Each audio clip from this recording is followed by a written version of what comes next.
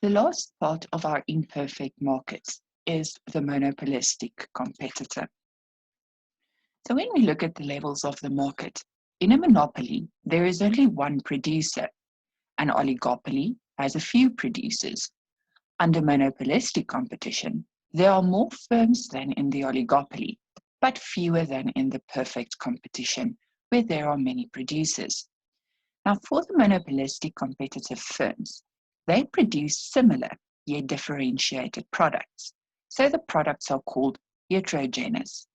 While the products are different, the differences are not so great as to eliminate other products as substitutes, and these firms face great competition from other firms in the industry.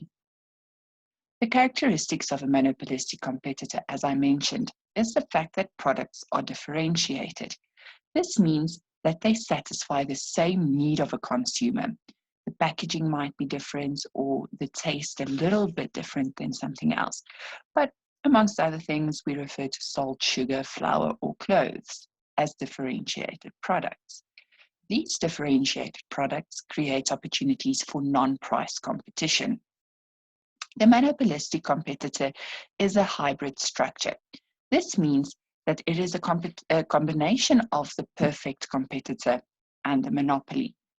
Entry into this market is easy, and businesses have little control over the price of their product. Each business determines their own price. This market structure has incomplete information to both buyers and sellers, and because of the many producers of this product, collusion is not possible. If we look at other examples, this include restaurants, plumbers, lawyers, hairdressers, estate agents, and clothing brands. So the demand curve for the monopolistic competitor is similar to that of a monopoly. It is downward sloping. The curve is more elastic though, since there are substitute goods available. How does the monopolistic competitor determine their price and production levels?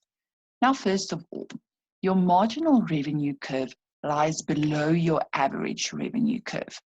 This is, like with the monopolist, your monopolistic competitor have to decrease their price in order to increase the quantity of the products that they sell, and they are not allowed to price discriminate.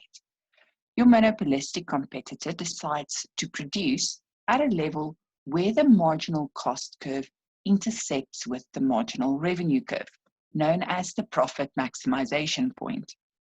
Now, if we extend this point upwards until we reach the demand curve, the average revenue curve, we determine the price at which we sell this product.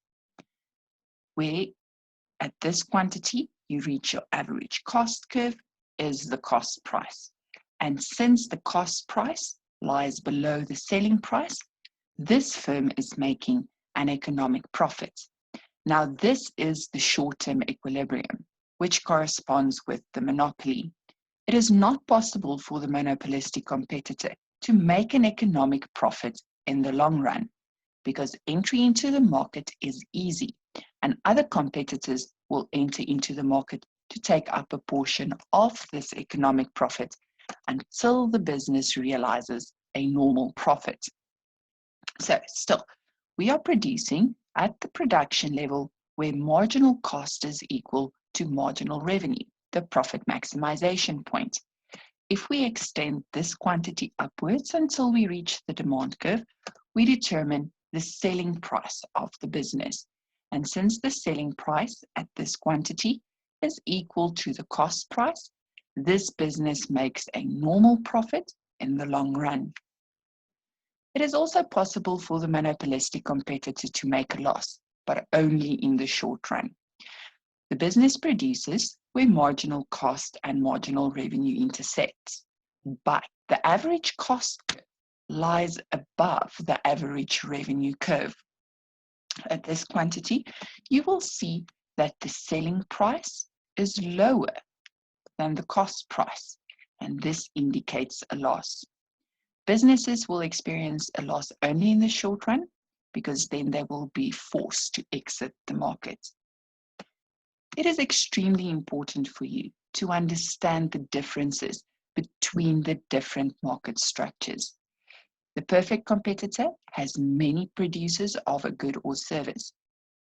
Large number of producers in the monopolistic competition, only a few in the oligopoly, and one in the monopoly. Products offered by the perfect competitor is homogeneous compared to the differentiated or heterogeneous products of the monopolistic competitor. It can be homogeneous or differentiated for the oligopolist, but the monopolists produce a unique product. Entry into the market is completely unrestricted for the perfect competitor. Very easy in monopolistic, unrestricted but not easy for the oligopolist due to the extremely high cost associated with starting an oligopoly firm, and completely blocked for the monopolist. Remember, you have to distinguish between an artificial and a natural monopoly. The perfect competitor has no control over the price. Therefore, they are known as price takers. All of our imperfect markets are price makers, but to different degrees. The monopolistic competitor has limited control over the price because they face a relatively elastic demand curve. Your oligopolist has substantial control over the price, and this is because they usually collude in this market. Your monopolist has full control over the price because they're the only producer. Information is complete for both your perfect market and your monopolist, but incomplete for your other two market structures. Your demand curve for the perfect competitor is horizontal, therefore perfectly elastic. Your monopolistic competitor faces a downward sloping demand curve like your monopoly, but your monopolistic competitor has a relatively elastic demand curve, while your monopoly has a relatively inelastic demand curve. Our oligopolists faced a kink demand curve, where the top part of the demand curve is relatively elastic and the bottom part is relatively inelastic. It is only possible for the perfect competitor to make a normal profit in the long run. If I show you a graph where a perfect competitor makes an economic profit, you know immediately that this graph represents the short term. The monopolistic competitor makes a normal profit in the long run. Only in the short run can they make an economic profit. The oligopolists that collude can make an economic profit in the long run, but normally they just make a normal profit. And it is possible for a monopolist to make an economic profit in the long run, even though this is not necessarily true. If you think about companies like Eskom, they've not been profitable for a very long time. Decision-making of the perfect competitor is not influenced by any of the other producers, and they also do not influence others with the decisions they make. Monopolistic competitors are influenced by their competitors. In an oligopoly, they are quite dependent on the decisions made by other oligopolists, and all decisions made by a monopoly is independent. For your three market structures, perfect competitor, monopolistic competitor, and monopoly, there is no collusion. For these two, it is not possible because of the high numbers of producers. For your monopolist, it is not relevant because it is the only producer, it cannot collude with anybody. But cartels and price leadership is quite abundant in your oligopolist market. When it comes to productive and allocative efficiency, it is extremely important for your perfect competitor to be productively efficient as well as allocatively efficient to remain competitive. Otherwise, they will be forced out of the market.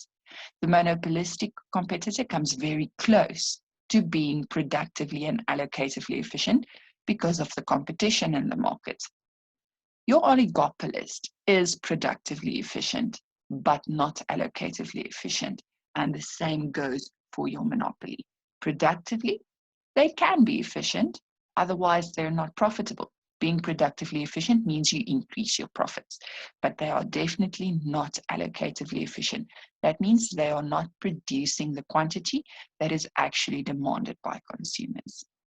So I hope you have your market structures, everything intact, so that we can continue with market failures in the next chapter.